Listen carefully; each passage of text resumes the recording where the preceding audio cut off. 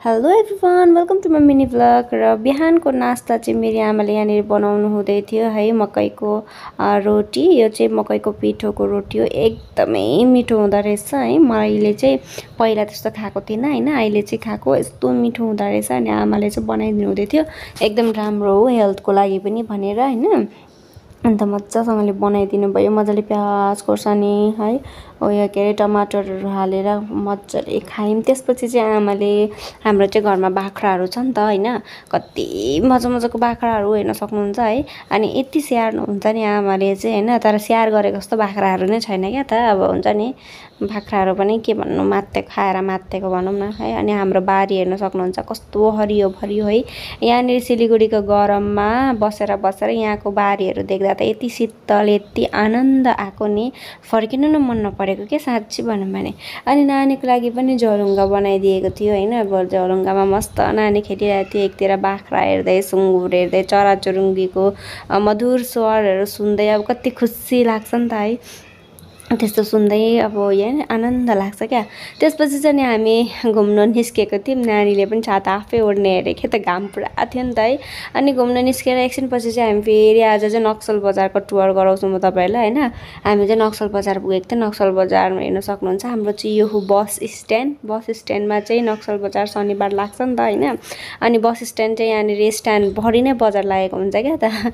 पहिला अरू दिन चाहिँ यहाँबाट बसहरू कुद्छ, तर आजको दिन चाहिँ यहाँनिर एकदम सब्जी बजारहरू हेर्न सक्नुहुन्छ।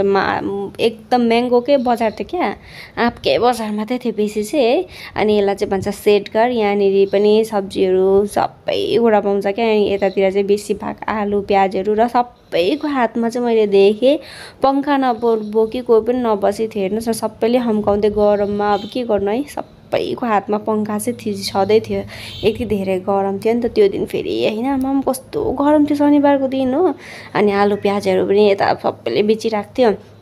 अनि चाहिँ हामी ठुलो मम्मीको घर पुगेँ। ठुलो मम्मी घर मेरो नक्सल बजारमै छ नि त हो।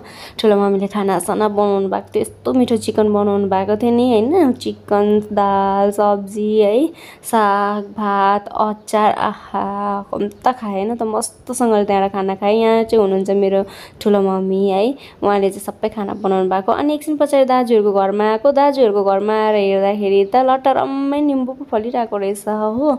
बोटभन्दा पनि बेसी, पत्ताभन्दा पनि बेसी निम्बु नै रहेछ। अनि भाउजूलाई लानुहुने भन्नुभयो, हजुर भनेर चाहिँ अन्त यहाँबाट पनि यसो निम्बु टिम्बु लिएर घरतिर लाग्यौँ हामी चाहिँ हैन। कम्ता धेरै हैन निम्बु हैन, यो त कम्ती पो भन्नु हुँदै थियो क्या। यति धेरै चाहिँ त्यहाँनिर निम्बु फलेको, यति धेरै म त देखेर छक्क नै परेँ। यति रस फेरि हैन, यस्तो मिठो है।